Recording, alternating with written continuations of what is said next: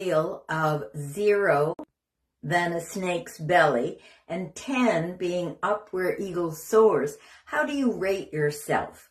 Where are you on that scale?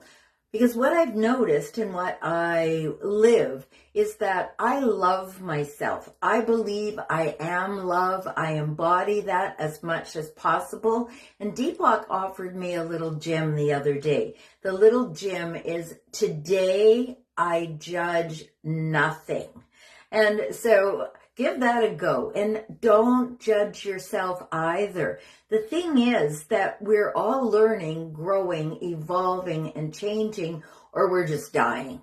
So I choose learning, growing, evolving, and changing. And what that means is I get to acknowledge and recognize where I have been and where I am right now. And then, do I have desires to move beyond the now? Do I have desires to be expanding my spirituality, deepening my consciousness, evolving into intimate relationships that are healthy and whole and fabulous? Well, we get to decide that, right? However, is most of us give ourselves a lot of this. You should have done that. If only I'd done this. The deal is that you're right where you are with your beautiful, genuine, totally whole self.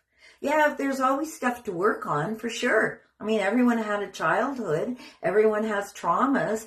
The deal is, for me anyway, to not live in that energy, to move outside of that so that I can drop it and know that in that dropping, in that recognizing, and actually better than dropping it is to integrate that part of you.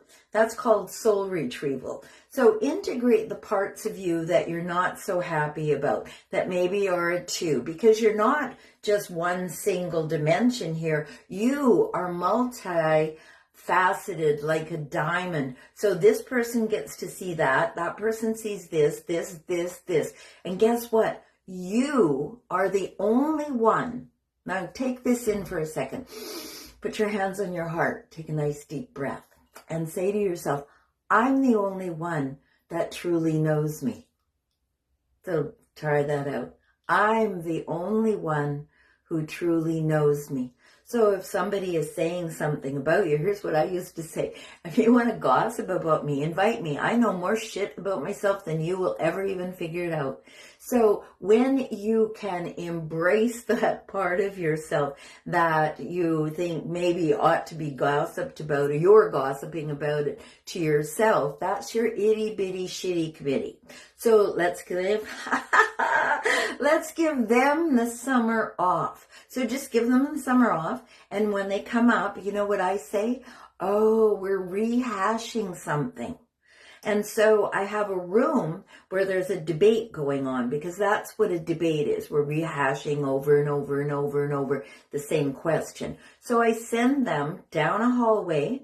There's about 7 doors. They take a right, and then 2 doors down on the left, they'll notice that there's a lot of activity. Well, there's a debate going on there, and they need that information. So in my imagination, because I have a rich and full one, I say to them, wait, there's a debate going on. They need you, because I don't need that. I do not need that conflict in my body. And when they have somewhere to go, they're honored, they're recognized, when we're not just trying to repress and depress them.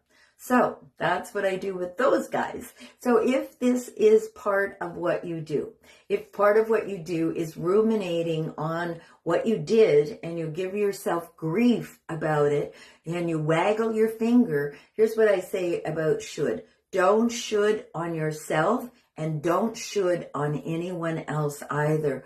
That's, it's antagonistic to your sweet self.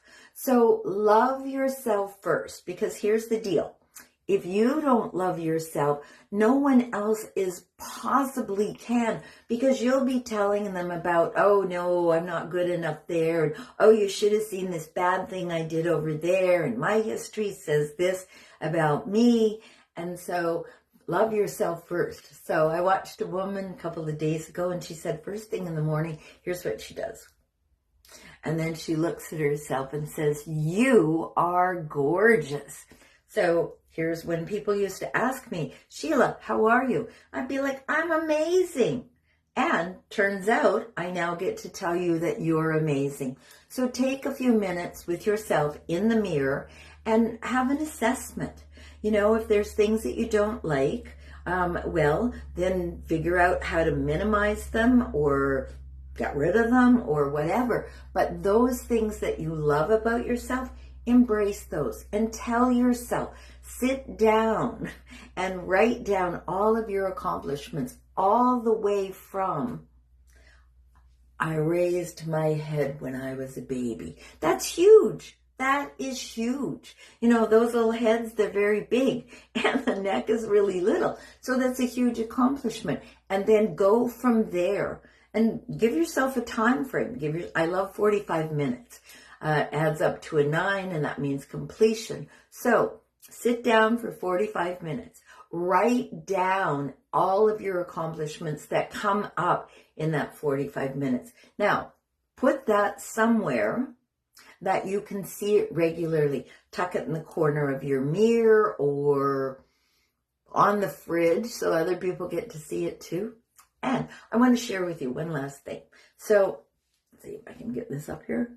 I certainly can. Okay, so this little ring I got yesterday.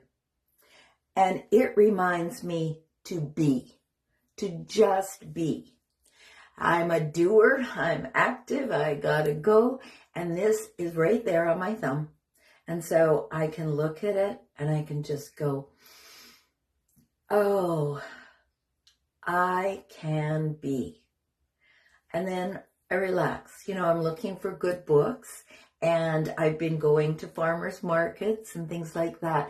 So if you have some suggestions that you think I would appreciate for things to do this summer, just drop me a note. In the meantime, in case no one has told you so far, you are amazing. Thank you for watching. Namaste, blessings, ho, and love ya, see ya, bye.